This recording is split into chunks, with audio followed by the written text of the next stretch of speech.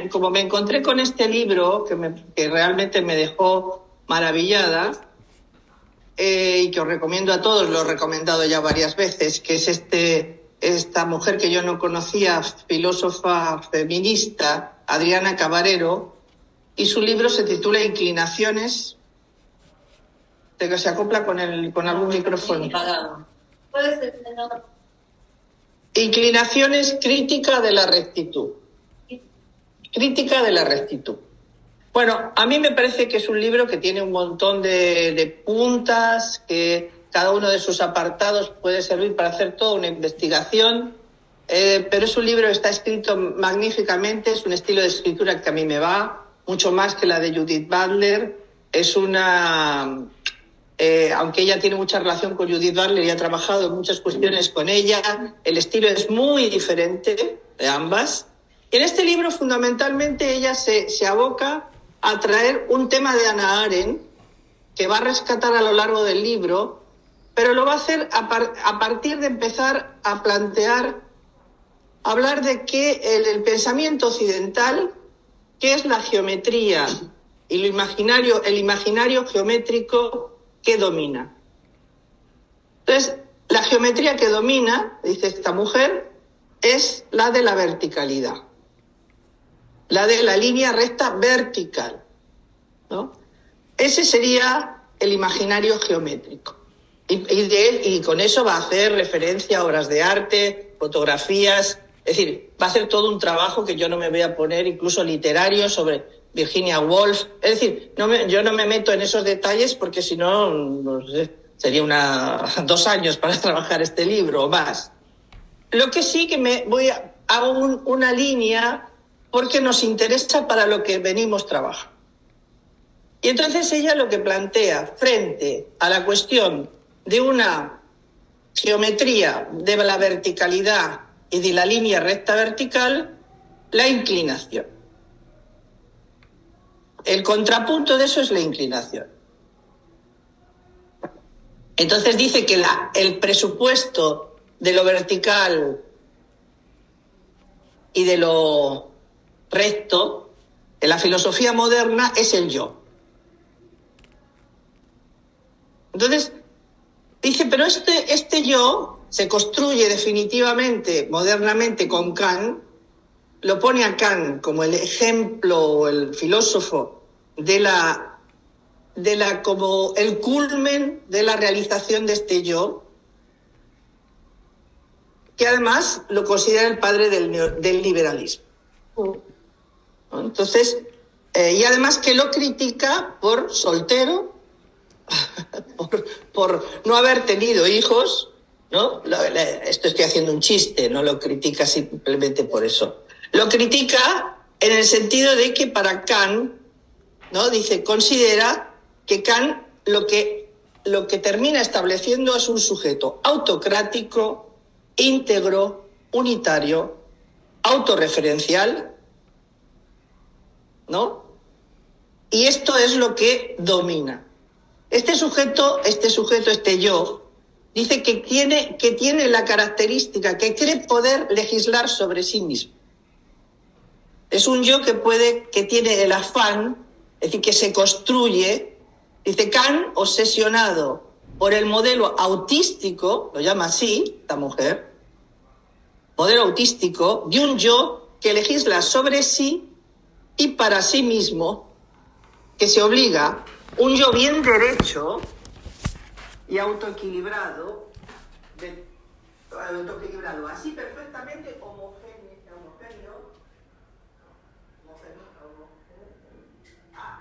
así, dice, la suma de todos esos yoes garantiza la universalidad de la ley moral. Entonces, dice, y contrapuesto a este planteamiento kantiano está Hannah. Entonces, ¿qué plantea como una de las primeras inclinaciones que entrarían en contraposición con esta verticalidad, este yo autónomo, ese íntegro unitario que no necesita del otro? lo que va a plantear es que una de las peores inclinaciones siempre ha sido el amor. Una de las inclinaciones más temibles, lo pone así, lo dice así, ha sido el amor. Y esto tomando a Arendt, ¿no? Y que además hace salir de sí, le hace a uno salir de sí y resbalarse, ¿no? Pliega al yo, dice la inclinación pliega al yo y lo desposee, ¿no? Entonces esto para nosotros es muy importante. Una de las afirmaciones lacanianas en un momento dado es que para hacer un análisis, no sé si acordáis, primero había que dimitir del yo y después había que tener cierto nivel de coraje. Entonces yo creo que es una de las filósofas feministas que considero que ha leído a Lacan más certeramente de lo que vengo leyendo hasta ahora. Es decir, creo que Judith Butler no ha llegado a leer a Lacan como lo ha leído ella. Con sus referencias filosóficas. Es decir, pero ella lo toma Lacan, lo cita, lo tiene en su bibliografía. Incluso lo dice así, yo he puesto aquí Lacan, esto lo he añadido yo, dice, las mujeres lo padecen más y de manera funesta. Esta inclinación del amor, ¿no?, temido. Entonces, bueno, esto realmente introduce esta cuestión, algo muy importante, que me parece que es, políticamente hablando, es lo considero un verdadero hallazgo. Plantea la cuestión de retoma la cuestión de la infancia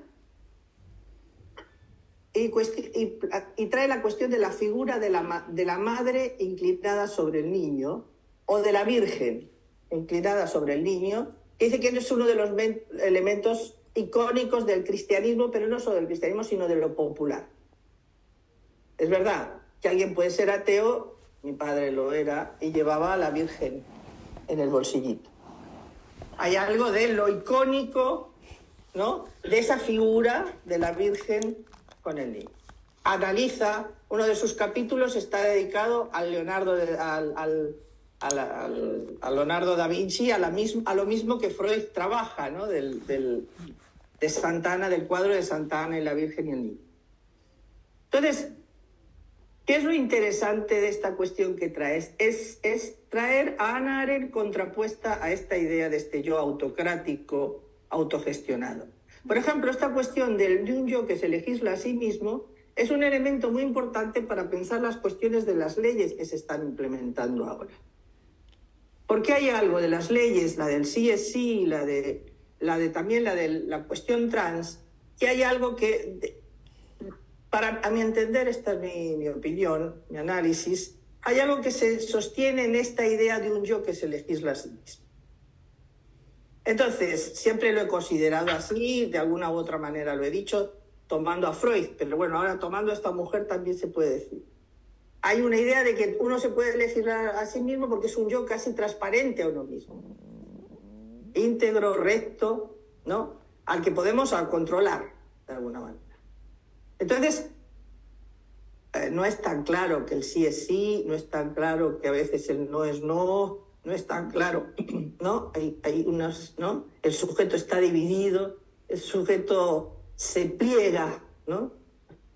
Hay un momento que el yo no lo puede sostener, no se sostiene en una unidad yoica. Entonces, ¿qué toma Hannah Arendt de aquí? Está esta cuestión del modelo. En contraposición con este modelo autístico estaría el modelo de la cuestión de este icono materno. Dice, pero claro, aquí tenemos el problema de confundirnos con una idea del maternaje, del cuidado y del feminismo del cuidado.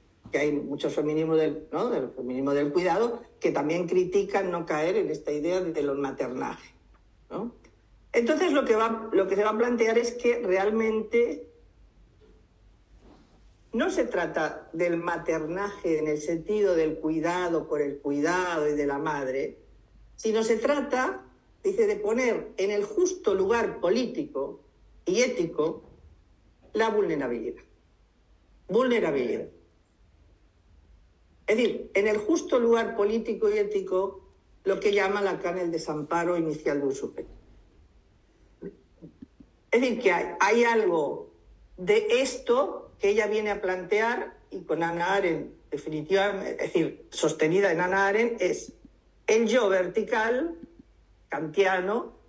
Este yo vertical kantiano, que ya hunde sus raíces en Platón con la idea del bien, que hablábamos en el banquete, y decíamos el día del banquete, el bien frente a la pulsión de muerte y el mal, lo hemos dicho también cuando hablábamos de la guerra el año pasado, no se le opone el bien, sino se le opone el amor, eros. Entonces, esto viene a plantear eso.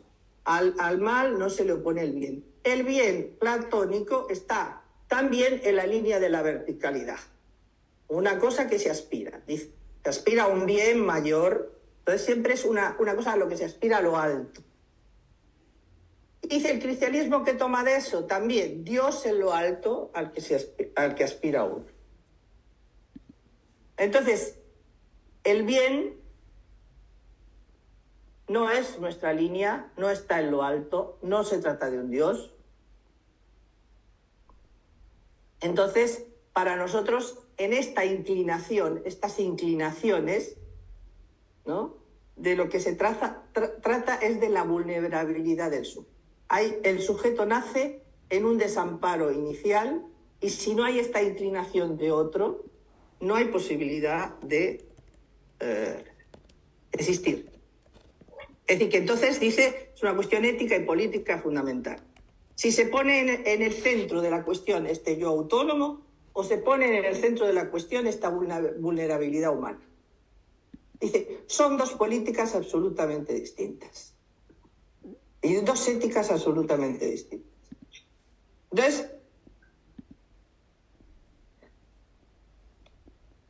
fijaros qué frase dice en un momento. Dice, la madre, nombre de una inclinación sobre el otro. No dice que la madre sea la madre en sí, esa señora concreta, ¿no?, sino la madre, nombre de una inclinación sobre el otro. No es una madre concreta. Es como un significante que representa esa inclinación sobre el otro, una escena inaugural de una condición humana en la cual aparece lo absolutamente vulnerable, es decir, lo inerme convertido en figura esencial de la ética. Y todavía más, y todavía antes de la ontología y la política. El principio de la infancia retorna cada vez que alguien... Fijaros qué interesante. El principio de la infancia, de la vulnerabilidad de la infancia, de la vulnerabilidad del nacimiento, de la vulnerabilidad, desamparo inicial, nos retorna en el curso de su vida cuando se encuentra inerme. Cada vez que nos encontramos inermes en el curso de nuestra vida, esto inaugural vuelve. Entonces dice que de esto se tratará de hacer una ética. Dice, no nos engañamos. Sabemos que una madre, siguiendo el ejemplo de Medea, puede llegar a la violencia más terrible con su hijo, con sus hijos. Dice, esto claro que es posible, ¿no? Pero, dice, eso que puede ocurrir, pero sin embargo, lo que va de suyo, ¿no?, en esa inclinación materna, es lo otro. Es decir, que pueda ocurrir que una madre como Medea, ¿no?, mate a sus hijos, no quiere decir que lo que vaya de suyo sea esa inclinación materna. Entonces, Hannah Arendt lo que aquí plantea es que, de alguna manera, aquí me ha interesado mucho una cuestión que ella dice, y me ha interesado mucho para nosotros pensarlo. Yo creo que aquí Adriana Cabarero toma de Hannah Arendt un poco una respuesta que yo creo que a lo mejor es al propio Heidegger, con lo del ser para la muerte, cuando aquí dice que Hannah Arendt lo que toma es una cosa, dice, aunque se trata de que un niño nace, y ahí está la inexorable cuestión de que va a llegar un momento que muera, así que todo ser viviente nace, pero va a llegar un momento que esté la muerte esperándole, dice, no es esa la cuestión. Se trata de, no es un ser para la muerte, sino es un ser para la vida. Entonces dice, del neonato se espera lo nuevo y lo inesperado, lo imprevisible y lo incalculable. No solo la inexorabilidad de la muerte es suplantada por la imprevisibilidad del inicio, sino que cualquier automatismo es quitado y la vida individual no puede ser más imaginada como una línea recta que se dirige a la muerte. Fijaros que esto es un planteamiento ético y político de alto calado. Dice, si ponemos el foco en el yo, estamos en una cuestión. Si ponemos el foco en la vulnerabilidad y el desamparo inicial de un sujeto, no hacemos una línea recta desde que se nace hasta la muerte, sino que inauguramos, rompemos con esa línea recta que va a la muerte. Es un inicio de otro tipo. Entonces, Hannah Arendt habla de eso, de el neonato como este inicio y como el inicio de cualquier acción posible. Es decir, que en ese nacimiento de alguien que trae esto de lo inesperado, de lo inesperado y además de lo insustituible, cuando nace alguien, cuando cada uno de nosotros hemos nacido y hemos venido al mundo, hemos traído algo insustituible, algo imprevisible, incalculable de lo que va a ser nuestra vida. Y entonces rompemos, dice aquí, lo que plantea Hannah Arendt, rompemos con la inexorabilidad de la muerte. Y yo creo que aquí esto es algo fundamental que me parecía muy interesante traerlo, porque es ahí donde me parece que nosotros también, los psicoanalistas, nos tenemos que cuidar a veces mucho con esto de la pulsión de muerte también. Que hay algo de esto, de deslizarse a la idea de la inexorabilidad de la muerte o la línea recta, Y en algún momento dice, la línea recta esta que ha marcado la filosofía en distintos momentos, siendo como si para ella su realización en el yo kantiano, dice, es ¿por qué no decirlo? Dice en un momento, es la cuestión fálica, es el falo, que habíamos hablado también aquí distintas veces, esa verticalidad. Es decir, que incluso analiza una frase de La habitación propia de Virginia Woolf, donde dice que el idioma inglés, hay una frase donde el yo, el I mayúscula del idioma inglés, que es el yo, dice, muestra en su propia grafía esa verticalidad. Entonces, me parece que hay algo muy importante en esto que se plantea, de que hay algo de esta cuestión del desamparo inicial que Lacan también señala, y que además Lacan retoma en lo último de su enseñanza, vuelve a ese desamparo inicial. No sé si es en la tercera o en el seminario 24 o en esos seminarios, él vuelve a darle un énfasis fundamental a esta cuestión del desamparo inicial del sujeto. Yo lo trabajé en algún momento para una cuestión de la tercera, no sé qué intervención que hice. Es decir, que hay algo... entonces, evidentemente, en el amor, evidentemente este yo, que es lo que impera en este momento socialmente, políticamente, éticamente, evidentemente no es un yo, como dice al principio, la inclinación más temida es el amor. Este yo no es un yo que favorezca la posibilidad del amor. Este es un yo autónomo que no lo que hablábamos la otra vez del banquete, Uno no sabe lo que le falta, no sabe por qué, el otro le ama, no sabe lo que tiene, por lo que el otro le ama, y él no sabe por qué ama, Todo este juego de no saber, de un lado, de no saber del otro. No hay una cosa de suficiencia, de autodominio, de autoconocimiento, de autolegislación. Entonces, me parece que esta cuestión de la de este momento de arrojados. Esto es lo que sería, en los términos lacanianos, para mi gusto, lo que plantea la última enseñanza en los momentos que aparece a partir del seminario 20, a finales del 20, y luego el 21, 22, 23, todos estos, de la existencia. Esa nueva nominación que él trae de la existencia, conectándolo con una propiedad de lo real, tendría que ver con este desamparo inicial, este arrojado, ¿no?, al mundo en este desamparo inicial, pero que Hannah Arendt, con esta cuestión que trae aquí esta mujer que retoma Cabarero, Hannah Arendt no lo trae como un déficit o una negatividad, lo trae como la posibilidad del inicio, la posibilidad de la acción, la posibilidad de la política, incluso dice.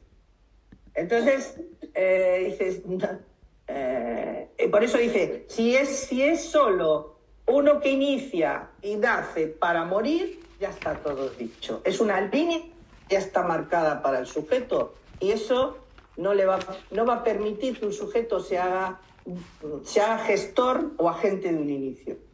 Para que se haga gestor y agente de una acción, de un inicio, tiene que tomar la vulnerabilidad a su cargo, tiene que ponerla en un lugar ético central entre comillas, porque no sería un lugar ético central, sino un lugar fundamental. Lo dice en un momento, a ver cómo le decimos sus palabras.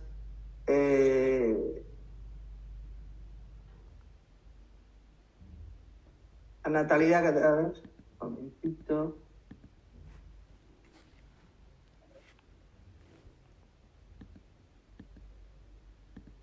Pero fijaros que advierte, lo que os decía antes, dice, bueno, hay que cuidar de pensar, hay que cuidar de limitar y pensar a lo maternal solo como una cosa de la oblatividad. Se nota que ha leído a Lacan muchísimo, montones de cosas. Dice, bueno, ya sabemos que no nos podemos desviar con esto a pensar la cuestión como una oblatividad. No se trata de una oblatividad.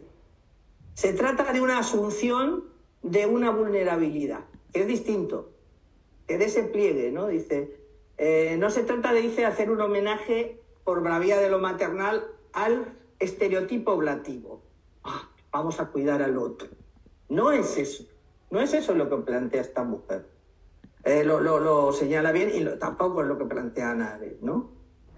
Dice, lo que realmente está en juego éticamente es la alternativa entre cuidado y herida que aparece en la inclinación,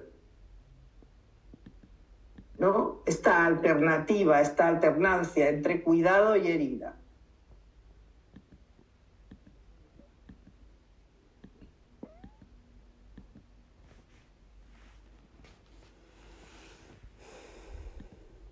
Fijaros qué frase para hablar de Medea, aquí doña Adriana Cabarero. Dice, la inclinación materna, el cuidado, no va de suyo, siendo, en cambio, el reverso ordinario de aquella violencia extraña y escandalosa que puede darse, pero posible. Una violencia extraña y escandalosa, pero posible. Dice, que lo vulnerable mismo lleva escrito en su etimología. Es decir, que lo vulnerable no solo está el cuidado posible, sino que está la violencia implícita posible, ¿no? Frente a esta no vulnerable.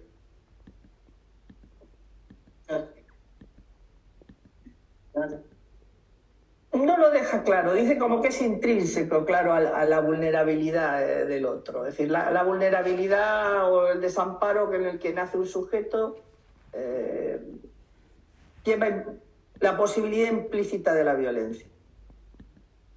Bueno, eso lo vemos. Está el famoso discurso que Iván Karamazov, en los hermanos Karamazov, lanza sobre por qué él puede sostener que es ateo, su no creencia en Dios. Que podría aceptar todo lo que ustedes me dicen o todos los que se me oponen, porque su hermano, el hermano de Iván Karamazov es el Alyosha es monje, o se quiere meter, está en esta cuestión de la espiritualidad. Entonces, Iván le dice, voy a creer que existe Dios. Por una vez me voy a poner de que existe Dios. Y solo voy a decir una sola razón por la cual mi razonamiento sobre que Dios no existe es válido y no es discutible. Y entonces, es una página o dos, ya no recuerdo bien, lo estoy releyendo, de los hermanos Karamazov, donde él habla de las torturas infligidas a los niños. Dice, porque esto existe, es que Dios no existe. Entonces, es muy interesante con él, porque esta página magnífica de Iván Karamazov podría ir perfectamente, se coordina perfectamente con esta idea.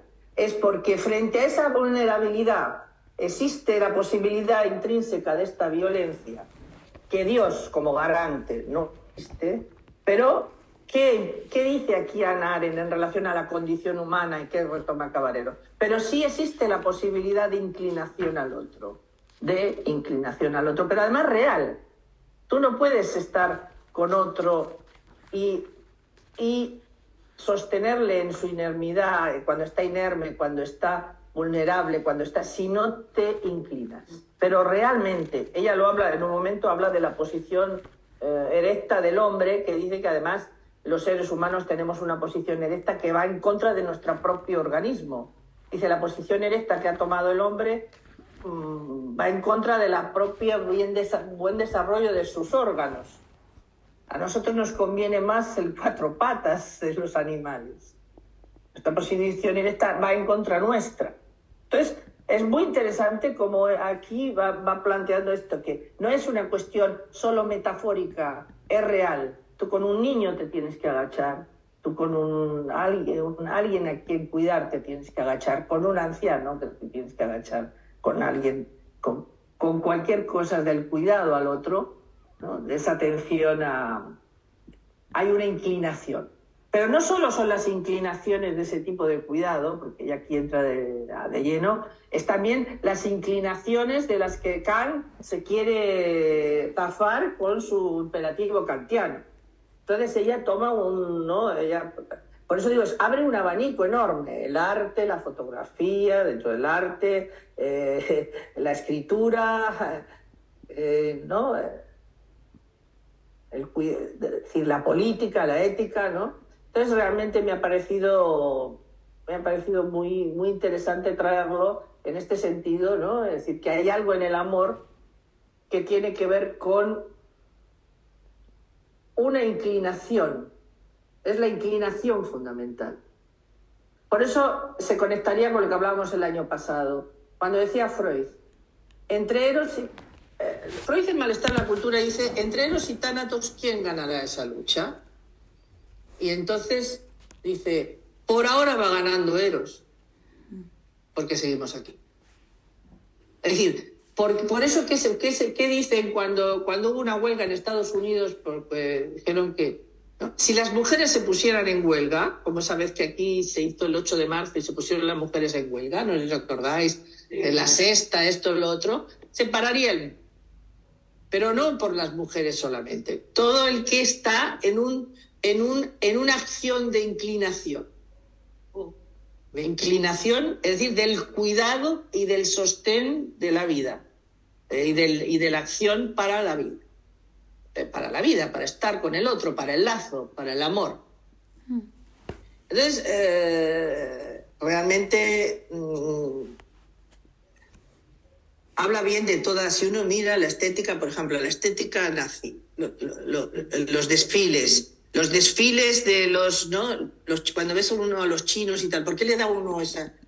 Cuando se ponen los ejércitos Corea, ¿no? Los coreanos ahí todos colocados, rectos, esta cosa recta, ¿por qué le da uno impresión? Porque hay algo de eso que es terrible. Totalmente mortífero. Es decir, sí, es un yo de la unidad, pero es un yo que es para quedar solo, ¿no? Es decir, sin poder nada. Y desde luego, además, esto es también una cuestión importantísima de cara a nuestra clínica. Eso me parecía muy interesante. Que había que tener cuidado con la inexorabilidad de la línea recta que termina en la muerte. ¿No? Hay algo de...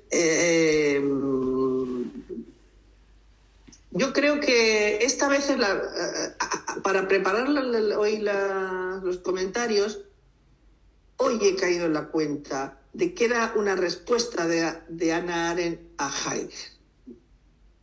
De que todo esto es una respuesta de Hannah Arendt a Heidegger. ¿De qué texto habla de Hannah Arendt? Sobre todo, hay varios, pero sobre todo de la condición humana. Pero tiene varios, Hannah Arendt tiene varias citas aquí de Hannah Arendt, varios bastante... Bueno, luego habla de Canetti, que no me he metido, es decir, que hay un montón de textos para trabajar y para, si se quiere... Uno puede coger la línea de Hannah Arendt y trabajarlo, o otro puede coger la línea de alguno de Virginia Woolf, el texto de La habitación propia. Realmente es un gran libro, me parece, ¿no? Y aparte escribe muy bien, me encanta cómo escribe. Bueno, después todo el análisis del cristianismo también, San Agustín. ¿Cómo va? Ella va mostrando esto de la línea recta en cada uno de los elementos, no toda la filosofía, pero de los ejes fundamentales de la filosofía y del cristianismo. Santo Tomás de Aquino, San Agustín, Platón, Kant, Hobbes, ¿no?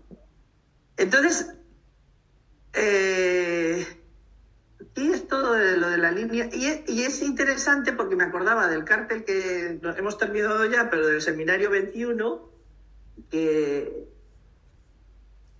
el otro día Julia trajo los temas del amor que fuimos viendo ahí, que es muy complicado ese seminario. No, lo hemos terminado, pero no lo hemos entendido. Pero bueno, como pasa con Lacan, que es así, bueno, uno lo lee y dice, bueno, alguna frasecita me quedará, algo me servirá. Pero ahora, cuando pensaba esto, decía, claro, el seminario 21, ahora ya se me ha ido. Sí, empieza con lo de la línea recta. No sé si te acuerdas, Julia, empieza con lo de la línea recta. Dice, la vida es una línea que va de tal a tal, esto... la errancia, no sé qué, no sé cuántos. Y después, al final, en los últimos capítulos, que no recuerdo bien la cita, dice, no hay manera de llegar de una manera directa y recta a esto. No hay una línea recta para llegar. Es decir, Lacan dice, no, la línea recta ahí no nos sirve. No es una recta la que nos lleva. En ese sentido, podemos charlar porque ya no... Mercedes, lo de para pensar también, el aforismo... También a vosotros que estáis ahí en el Zoom. Lo de una línea recta para pensar el aforismo es también importante, porque efectivamente que el amor permita al goce condescender al deseo es un arreglo que de línea recta tiene poco, ¿no? Claro.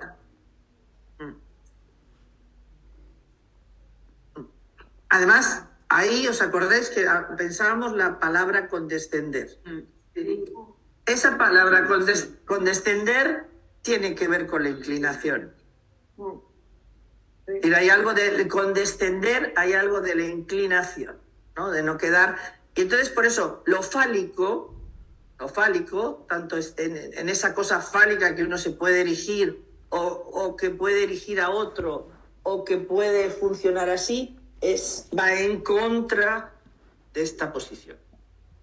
Va a favor de una yoificación de los análisis. Y esto es muy importante. Cuando a veces se ha tenido el estereotipo del lacaniano,